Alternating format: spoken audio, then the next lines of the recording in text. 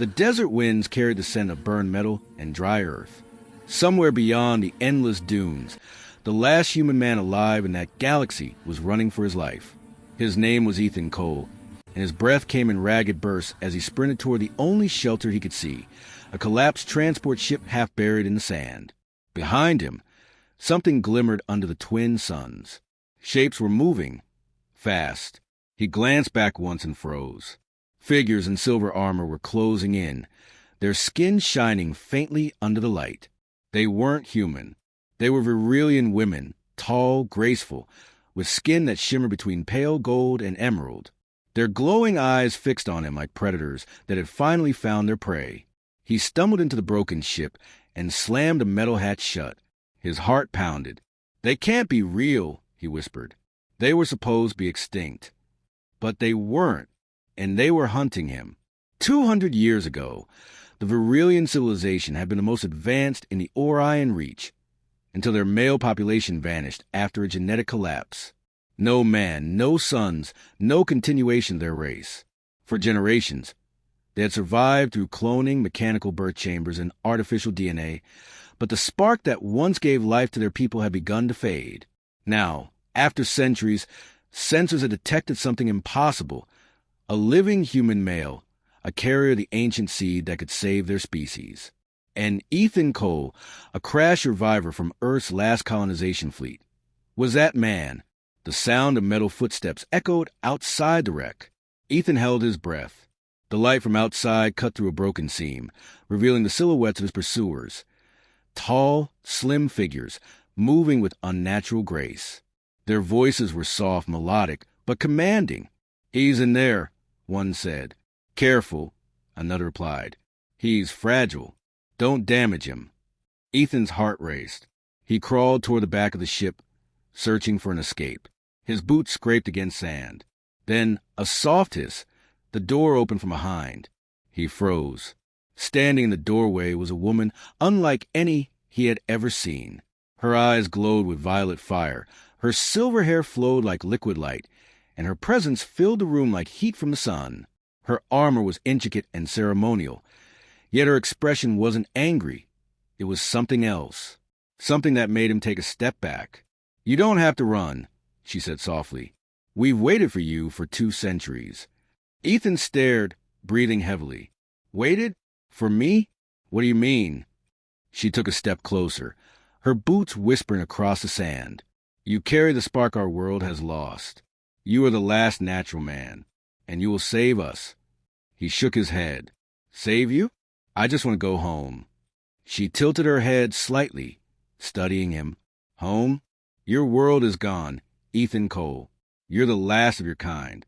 And now you belong to us." The next moment, armored hands grabbed him from behind. Ethan struggled, shouting, but the women were impossibly strong. They bound his wrists gently, as if restraining something delicate. He was carried out into the sunlight. The world around him shimmered, vast temples carved into cliffs, hovering skiffs patrolling the skies, banners waving with symbols he couldn't read. The air felt charged, electric. Dozens of Virelian women stood in formation, their gazes fixed on him with strange, reverent hunger. Not anger, not cruelty, something deeper. The silver-haired leader raised her hand, and the others knelt in silence. "After 200 years," she said, her voice echoing through the air, "the balance is restored. The last man of Earth has come." Ethan tried to speak, but his throat was dry. Every pair of alien eyes focused on him, watching, measuring, desiring. He wasn't a soldier or a hero, just a lost engineer who'd crashed in the wrong place at the wrong time. But now, he was standing in front of a civilization desperate to survive, a world where he was both their hope and their prisoner. As the guards led him away, the leader's voice followed him. "You don't yet understand, Ethan. Our need is not only survival, it is desire, and you are the key." That night, locked in a crystal-walled chamber overlooking the alien city, Ethan stared out at the twin moons rising. The architecture was breathtaking. Floating gardens, glowing towers, golden rivers of light. But his heart was pounding with dread. He touched the collar they had placed around his neck, smooth, humming faintly with energy, a mark of ownership. Then he heard soft footsteps behind him. He turned. The same woman, the silver-haired leader, stood in the doorway. No armor this time, just a flowing robe that shimmered like moonlight. "Rest," she said softly. "You'll need your strength tomorrow." Ethan frowned. "For what?" She smiled faintly, a mix of kindness and something else he couldn't read. "Tomorrow we begin the renewal." And as she left, the door sealed behind her, leaving Ethan alone in the soft glow of alien light. The last man in a world that no longer remembered what it meant to have one. Ethan didn't sleep that night. The soft blue light from the alien moons filled his crystal room, reflecting off walls that looked alive. The air smelled faintly of flowers, yet something in it made his skin prickle, like invisible static. He kept hearing whispers outside the door, melodic voices speaking in a language he couldn't understand. When he tried touching the wall, it pulsed faintly under his hand, as if the entire room was breathing. He whispered to himself, "What do they mean by renewal?" Morning came quickly. A bright golden light filled the chamber, almost like sunlight but too pure to be natural. The door slid open without sound, and two tall Virilian women entered. Their skin glowed faintly gold, their eyes shining like liquid crystal. They wore flowing robes instead of armor, but their presence was powerful, calm, commanding, unearthly. One of them bowed slightly. "Ethan Cole," she said in clear, accented English. "The High Matriarch summons you. You are to be prepared." He frowned. Prepared for what? Neither woman answered. Instead, they gestured for him to follow. Ethan hesitated, then stepped forward, realizing he didn't have much choice. They led him through the towering halls of what seemed like a living palace. The walls glowed with soft energy veins, and symbols pulsed gently beneath the surface, like runes made of light. Outside the large arched windows, he could see the sprawling alien city, gardens suspended in the air, glowing rivers winding through marble bridges, and everywhere, Virilian women watching curiously as he passed. He could feel their eyes on him. Some looked fascinated. Others looked hungry. One of the attendants whispered something in her language, and the other laughed softly. Ethan didn't need to know the words. He could guess they were talking about him. He muttered under his breath, "Great. I'm a zoo animal." They entered a massive hall filled with warm sunlight streaming through glass panels. The floor was made of golden stone, carved with ancient symbols. At the far end, on a raised platform, sat the woman from before, the silver-haired leader. She was different in daylight, softer, but no less commanding. Her eyes glowed with intelligence and quiet strength. Her robe shimmered with threads of blue light, and behind her, a great circular window revealed the twin suns rising over the desert. She smiled faintly as he approached. "You rested?" Ethan shook his head. "Not exactly. You people have a strange idea of hospitality." The leader tilted her head. "We are not people. We are Virilians. And hospitality is not something we have practiced in 200 years. She rose gracefully and walked toward him, her silver hair catching the sunlight. "Ethan Cole, do you know what the renewal is?" He swallowed. "No, but I'm starting to think I don't want to." Her expression softened, though her eyes held something deeper, sorrow, maybe even regret. "Our world is dying," she said. "The life force that once gave birth to our kind is fading. The creation chambers have failed. The energy of our ancestors weakens each generation. We try to build to replace, but life cannot come from emptiness." Ethan frowned. "So what does that have to do with me?" The woman stopped just in front of him. He could see her face clearly now, every line, every shimmer of her skin. She looked almost human, but too perfect, too symmetrical.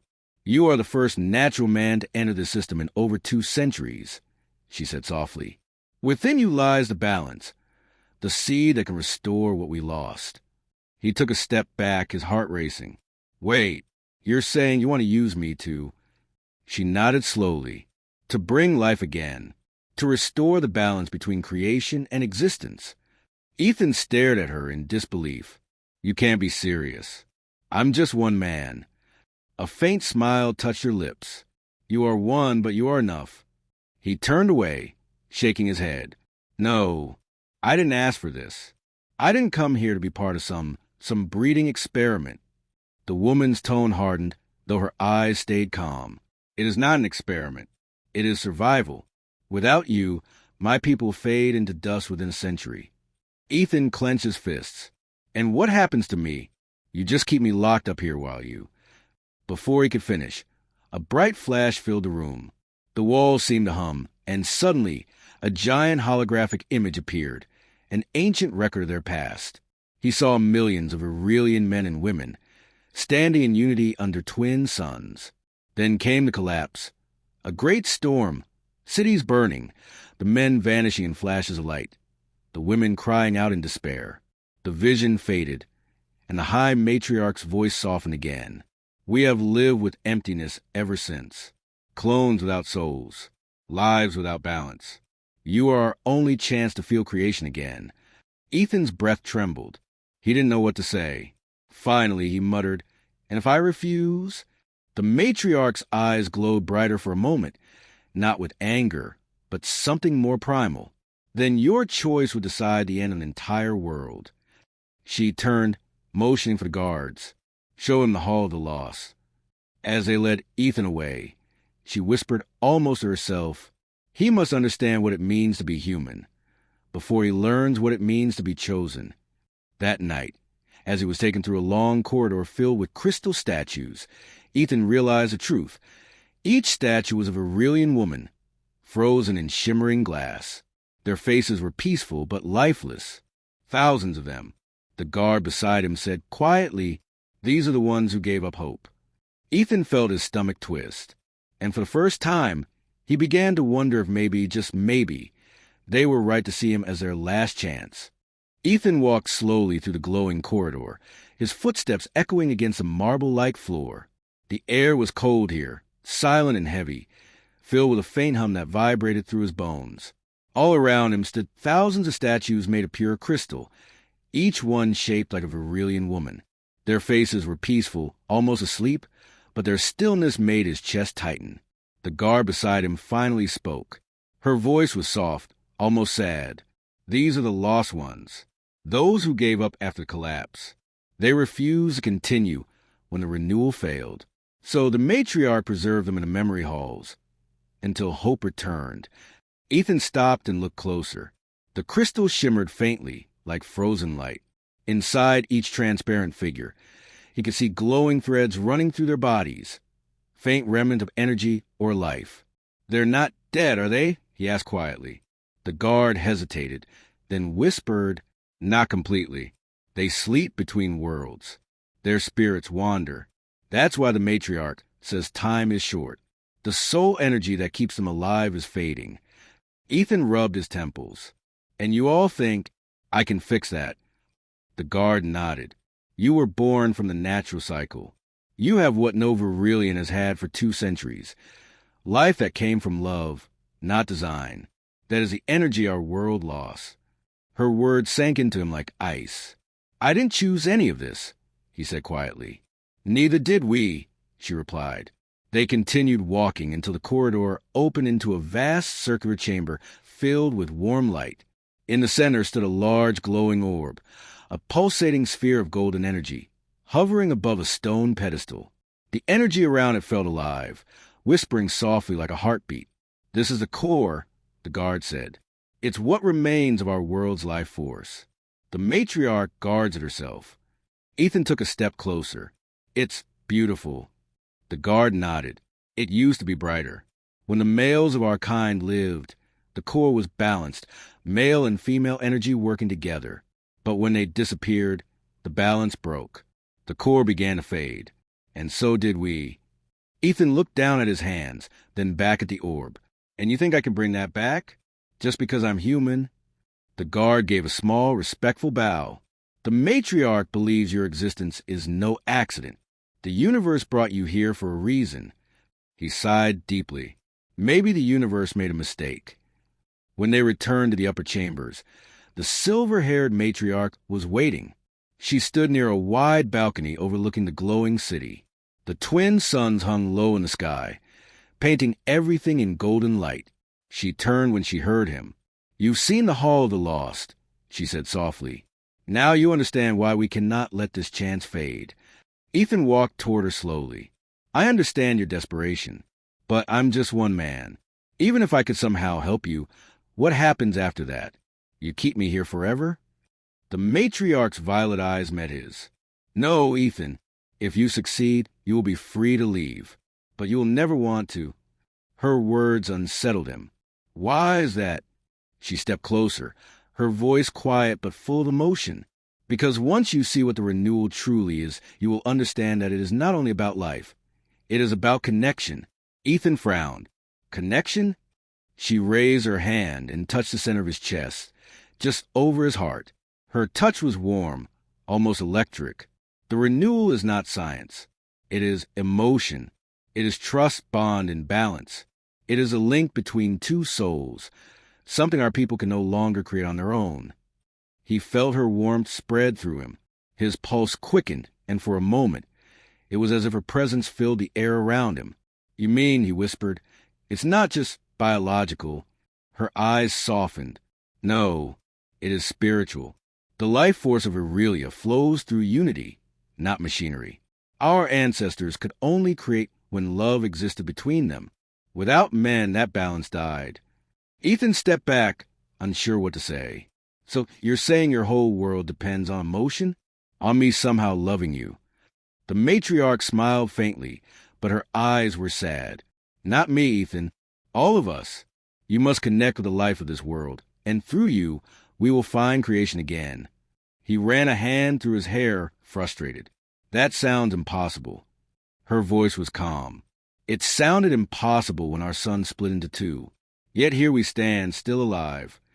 That night, Ethan sat alone in his chamber again, staring out at the glowing horizon. The city below him pulsed with life. Flying ships, glowing spires, and the faint hum of alien music carried on the wind. But even with all its beauty, he couldn't stop thinking about what she'd said. Connection. He remembered her eyes, her voice, the warmth of her hand. There had been something real in it. Not manipulation, not control. Something else.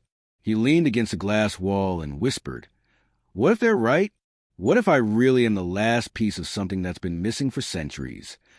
Suddenly, a sound broke his thoughts. The door slid open. It wasn't the guards this time. It was another Virilian woman, younger, smaller, with bright green skin and short silver hair. She looked nervous. You shouldn't be awake, she said quickly. They don't want you to know yet. Ethan stood. Know what? She hesitated, glancing at the door. Then she whispered, the renewal isn't just about saving us. It's about changing you. Ethan's stomach turned cold. Changing me how? She took a deep breath. They say when it's complete, you won't be human anymore. Ethan stared at the young alien girl, his heartbeat racing. Her words echoed in his mind. You won't be human anymore. He took a step closer, his voice sharp. What do you mean by that? What are they planning to do to me? The girl looked frightened. Her green skin shimmered faintly in the dim light. Keep your voice down. If they hear us, they'll take me away. I shouldn't even be here. Tell me the truth, Ethan demanded quietly. Why am I really here? She glanced nervously at the door, then moved closer, whispering, the matriarch says you're the key to the renewal. But that's not the whole truth. They don't want just your energy. They want your essence. Your DNA, your spirit, everything that makes you human. They'll merge it with us. Ethan froze. Merge it? You mean I won't survive? Her eyes softened. They don't call it death. They call it evolution. He backed away, feeling the floor tilt beneath his feet. No, that's not what I agreed to. You didn't agree to anything, she whispered. They never planned to give you a choice. Before Ethan could respond, the door slid open with a hiss. 2 armored guards stepped in, their glowing visors reflecting the light. Step away from him. One ordered. The girl gasped. Please, don't hurt him. The guard silenced her with a wave of her weapon. The matriarch requests your presence. Human, now. Ethan clenched his fists. I'm not going anywhere until you tell me what this is about. The other guard moved forward, her voice cold. Refuse, and we will carry you. He looked at the young alien girl, who shook her head slightly, silently pleading with him not to fight. Reluctantly, he nodded. Fine, I'll go. The guards escorted him through a series of dark corridors lit by pulsing blue lights. The path led deeper underground, far below the shining city he'd seen before. The air grew colder, heavier.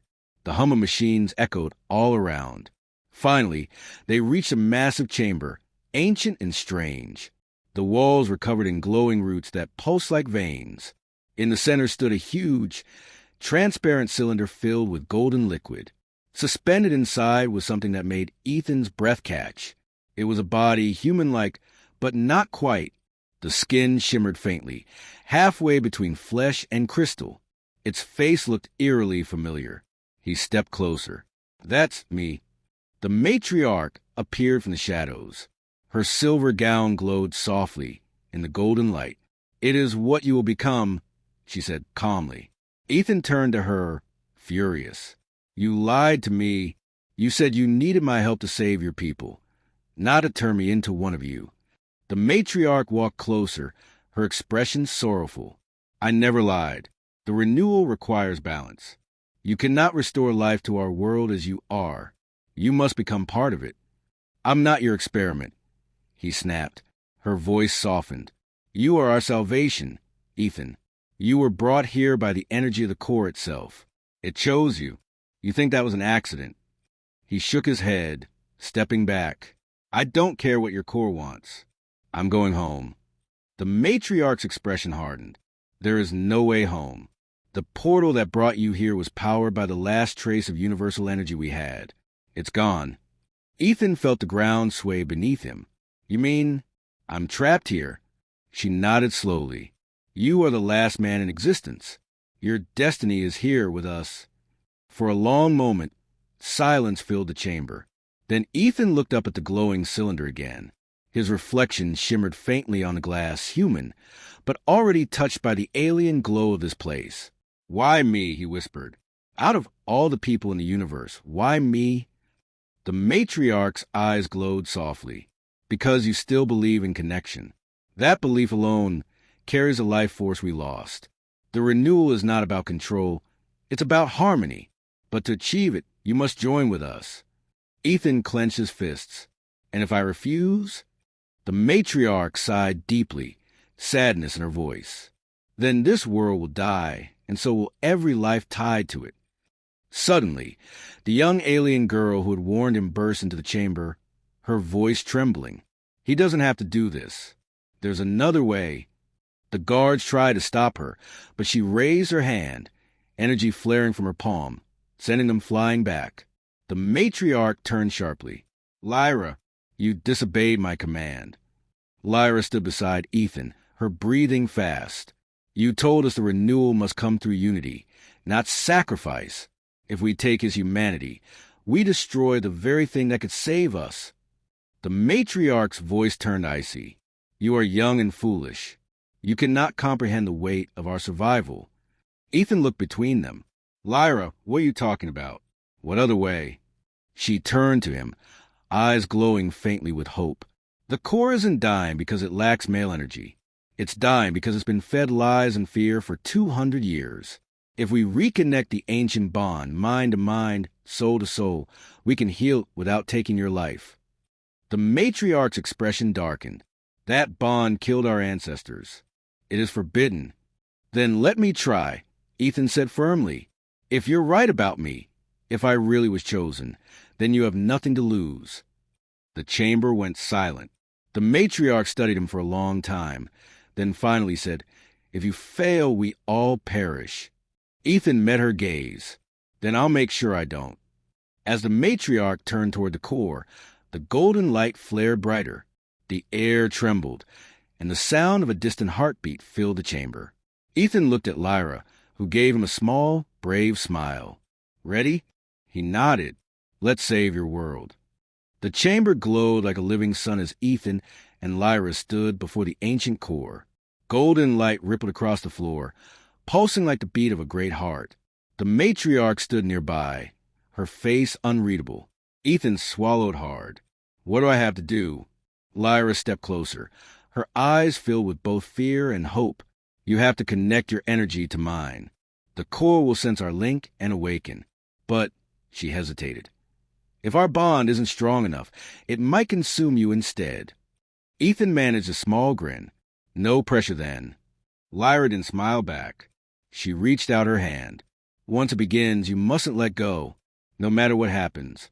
Ethan looked at her glowing skin, then at his own trembling hand. "All right," he said softly, and took her hand. The moment their fingers touched, a shock ran through both of them. The chamber's light flared brighter. Energy spiraled around them like ribbons of flame. Ethan gasped. He could feel her heartbeat inside his mind. It wasn't just physical. It was deep. Lyra's voice echoed in his head. "Do you feel it?" He nodded. "Yeah, it's warm. Alive." She closed her eyes. "Now open your mind. Let the core see who you are." Ethan focused. Memories flashed through him. His home on Earth, the laughter of his sister, the storm that had brought him here. Then he felt Lyra's memories mixing with his. The loss of her family, the endless silence of a world without men, the loneliness that had haunted her people for generations. Their emotions blended until he couldn't tell which feelings were his and which were hers. Suddenly, the core responded. The golden light exploded outward, flooding the room with blinding brilliance. The air vibrated and a low hum filled the air, the sound of life awakening after centuries of sleep. The matriarch raised her hands, shielding her face. "It's working. The core is responding." But then, the light shifted from gold to crimson. The energy became unstable, crackling violently. Lyra screamed, clutching Ethan's hand tighter. "What's happening?" he shouted. Her voice echoed in his mind. "The core is resisting. It doesn't trust you yet." "Then how do I make it trust me?" "Show it your truth. Show it what it means to be human." Ethan closed his eyes, forcing himself to focus through the pain. Images of Earth flooded his mind. Oceans, sunlight, laughter, kindness. He thought of helping strangers, of love, of sacrifice. He whispered, "Being human isn't about power. It's about compassion, about giving more than you take." The core hesitated, then pulsed again, slower this time, like it was listening. The red light softened, fading back to gold. Lyra gasped, tears streaming down her face. "You're doing it, Ethan. It's healing." Energy surged between them, bright and alive. It spread to the entire chamber, up the walls, through the tunnels, and into the city above. The alien world began to glow again, its long-dead plants flickering with life. The guards outside fell to their knees, staring in awe as vines burst through the metallic floor, shimmering with green light for the first time in 2 centuries. But as the core stabilized, Ethan suddenly staggered. His body glowed faintly blue. "Lyra, what's happening to me?" Her eyes widened. "The core is merging with you. It's trying to make you one of us." He stumbled, gripping her arm. "I can't stop it." The matriarch stepped forward. "Let it happen. It's the only way to complete the renewal." "No!" Lyra cried, wrapping her arms around Ethan. "He'll lose himself." The matriarch's tone turned solemn. "He is himself, but he is also the bridge between us now. If he survives, he will be the first of a new kind." Ethan's body convulsed as waves of golden light ran through him. His heartbeat synced with the core's rhythm. For a terrifying moment, he stopped breathing. Lyra screamed his name, and then silence. When the light finally faded, Ethan collapsed. His skin shimmered faintly, not blue, not human, but something in between. Lyra knelt beside him, trembling. "Ethan, please wake up." He groaned softly, opening his eyes. They glowed faintly gold. Did it work?" Lyra smiled through tears. "Yes, you saved us. The world is alive again." The matriarch approached, her eyes shining with awe. "You have done what no one thought possible. The core accepts you as its guardian." Ethan looked at his glowing hands. "Guardian?" She nodded. "You are no longer just a man. You are the bond between 2 species, human and Virilian. Our worlds are one again." Lyra took his hand gently. "You'll never be alone now." Ethan smiled faintly. exhaustion washing over him. Good, because I was getting tired of being the last man standing. But as the chamber settled into peace, a faint tremor shook the floor. The matriarch turned sharply, her expression darkening. That shouldn't be happening. Lyra frowned. What is it? The matriarch stared at the core. A shadow moved within its golden glow. Something alive. Something hungry. Her voice trembled. We may have awakened more than just life. Ethan slowly rose, his golden eyes narrowing. Then I guess we're not done yet. The core pulsed again, but this time the light was not pure. It was darkening. Something inside it was stirring. Something ancient. Something that remembered why the men disappeared 200 years ago. The chamber trembled as the core's golden glow began to darken. At first, Ethan thought it was a trick of the light, but then he saw it. Deep inside the glowing heart of the core, something was moving. A shadow, twisting and alive, like smoke caught in a storm. Lyra clutched his arm. That's not supposed to happen. The core was supposed to be pure. The matriarch's face turned pale. No, this is the ancient darkness. The curse that destroyed our men 2 centuries ago. Ethan's heart pounded. What do you mean, curse? The matriarch turned toward the swirling core, her voice heavy with guilt. Long ago, our ancestors discovered the secret of creation, energy that could give life to worlds. But they grew greedy. They used that power to control emotions, to create pleasure and obedience. The men of our kind resisted, and the core judged them unworthy. It devoured them all. Lyra gasped, tears welling in her eyes. So the core killed them? The matriarch nodded slowly. It didn't see it as killing. It called it correction. It believed men were dangerous, full of chaos, rage, and destruction, so it erased them to keep balance. Ethan's hands clenched. Then why bring me here? Because you were different, the matriarch whispered. You came from a world where men still protected, still cared. The core wanted to see if humanity had evolved, if you could prove that male energy could exist without violence. Ethan shook his head in disbelief. So this was all a test? The core pulsed, as if answering him. The golden light flared, then cracked like glass, revealing the swirling darkness beneath. A deep voice echoed through the chamber. Not male or female, but something ancient and cold. You have awoken me, human. You think your compassion makes you worthy? I watched your kind destroy planets, consume worlds, betray each other for power. Ethan's jaw tightened. I'm not here to destroy anything. I came because someone needed help. The voice laughed, a sound that shook the ground. Help? Or pride? You wish to save what you don't understand. Lyra stepped forward, trembling. He does understand. He risked everything for us. Please, don't harm him. The core's shadow seemed to twist toward her, a tendril of dark light curling near her face. Your kind once said the same, and then they used love as a weapon. I will not be deceived again. Ethan stepped between them, the golden glow of his skin flaring brighter. Then look at me, he said firmly. Look at what I've done. I didn't fight for power. I fought to save life. Yours, hers, everyone's. If you can't see that, then maybe you're the one who's broken. The chamber went silent. Even the matriarch stared in shock at his boldness. The core's voice lowered, cold but curious. You defy me, human? Ethan stood tall. I don't bow to fear. Not yours, not anyone's. The core's energy lashed out, a wave of dark light slamming into him. He felt his knees, pain flooding through his body. His vision blurred. He heard Lyra scream his name, but he couldn't move. Then, through the haze, he felt her hand touch his shoulder, warm, trembling, alive. Her energy poured into him like sunlight breaking through a storm. Ethan, she whispered, you're not alone. Remember that. Their bond, the connection they'd formed to the ritual, flared to life again, golden and green light intertwined, pushing back the darkness. The core shuddered, its voice faltering. This connection, it is not possible. Lyra shouted through tears. It's not about control. It's love, trust, and balance. The things you lost long ago.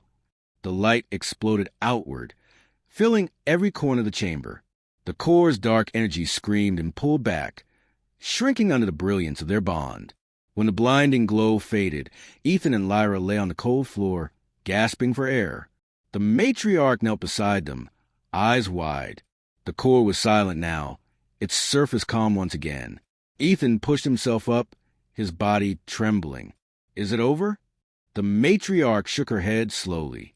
No, you've calmed it, but you haven't changed it. The darkness still exists inside.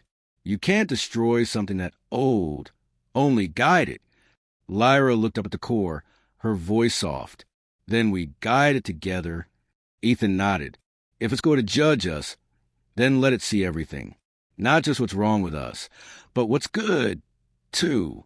The matriarch watched them with awe. Perhaps this was the true purpose of the renewal, not to restore our race, but to restore the soul of life itself. But deep inside the core, something stirred again, quieter this time, almost thoughtful. A faint whisper filled Ethan's mind. Your world still suffers. Would you save it too if you could? He blinked. What do you mean? The core didn't answer. Instead, an image flashed in his mind. Earth, covered in storms and fire. Lyra saw the fear on his face. Ethan, what is it? He looked at her, voice low. I think it's showing me my world. The matriarch stood, her eyes full of realization. Perhaps the renewal is not finished. Perhaps it has only begun. Outside, the alien city glowed under the twin suns. The long-dead rivers shimmered with life again. Plants sprouted through cracks, and light returned to the skies for the first time in 200 years.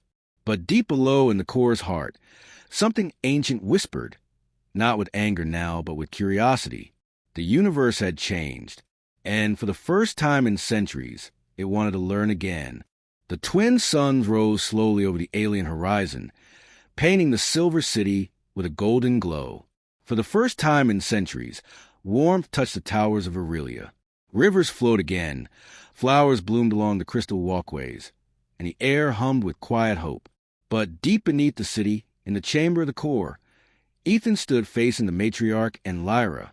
His golden eyes reflected the glowing heart of the ancient machine, calm but uncertain. He could still hear the whisper of the core inside his head, soft and steady, like a heartbeat that was now part of his own. Your world is dying, human. You save this one. Will you save your own? Ethan turned toward the matriarch. It's talking to me again. It's showing me Earth burning. The matriarch's expression was solemn.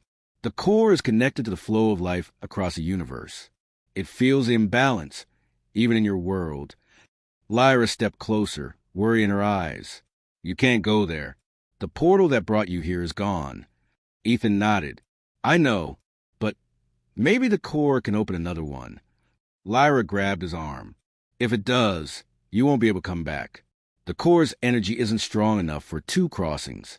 You'd be trapped on Earth, or worse. He looked at her gently. You said it yourself. I'm not just human anymore.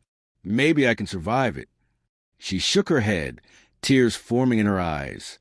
You're part of us now, Ethan. If you leave, you'll take part of our life force with you. The renewal could fail. The matriarch looked between them, silent for a long moment. Then she said quietly, the core made its choice when it bonded with you. You are the bridge between worlds. But bridges must sometimes be crossed. Ethan met her gaze. You're saying I should go. She nodded. If your world falls, this one will follow. All life is connected. Lyra stepped forward, trembling. No, there must be another way. Ethan reached out, brushing a tear from her cheek. Lyra, you gave me a reason to believe again. You showed me that love and courage can survive even when everything else is gone. But if I can help my world, I have to try. Lyra's lips quivered. You'll die there. The energy will burn you. He smiled softly. Then I'll burn for the right reason. The core pulsed again, its deep voice echoing through the chamber. Step forward, Guardian. I will open the way. Golden light surrounded Ethan as he approached the core.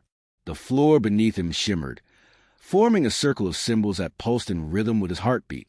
Lyra reached for him, but the matriarch held her back. He must do this alone. Ethan looked back one last time. Lyra, thank you for everything. She shook her head. tears falling. "No, thank you for reminding us what we lost and what we can still be." The core's energy surged upward, creating a column of light that pierced the ceiling. The air vibrated as reality itself began to bend. Ethan felt his body lifting, his form glowing brighter with every passing second. Through the light, he heard Lyra's voice, faint breaking. "Don't forget us." He smiled faintly. "Never." And then, in a burst of radiant energy, he was gone. When Ethan opened his eyes, he was lying on a beach. The sound of waves filled the air. The sky was blue, Earth sky. He sat up slowly, breathing in the salty air. He was home, but something was wrong. The ocean shimmered faintly with golden light, and the air felt charged with energy. He looked down at his hands, still glowing softly. The core's voice whispered within him, calm and familiar. "You carry my essence now. You are the seed of renewal for this world." Ethan looked out the horizon. The world was still wounded. He could see broken cities, scorched forests, and clouds of ash in the distance. But life flickered beneath the surface, waiting for someone to guide it. He stood, feeling the warmth of both suns, or maybe just the light of two worlds, on his skin. "All right," he whispered. "Let's fix this." Back in Virelia, Lyra stood beneath the twin suns, staring up at the sky where the portal had once been. Her heart ached, but in that ache there was peace. The matriarch placed a hand on her shoulder. "He lives." Lyra turned to her, surprised. "How do you know?" The matriarch smiled faintly. "Because the flowers still bloom." Lyra looked around. The gardens of the city were alive with light. She closed her eyes and whispered, "Be safe, Ethan." On Earth, Ethan walked through the ruins of his world. Every step he took left faint traces of golden light in the dirt. Plants grew where he walked. The wind grew softer. The sun felt warmer. Somewhere deep within him, he could still feel Lyra's presence, faint but real, like a heartbeat in the distance. And as he raised his hand toward the horizon, he realized something powerful. He wasn't just saving one world anymore. He was saving all of them.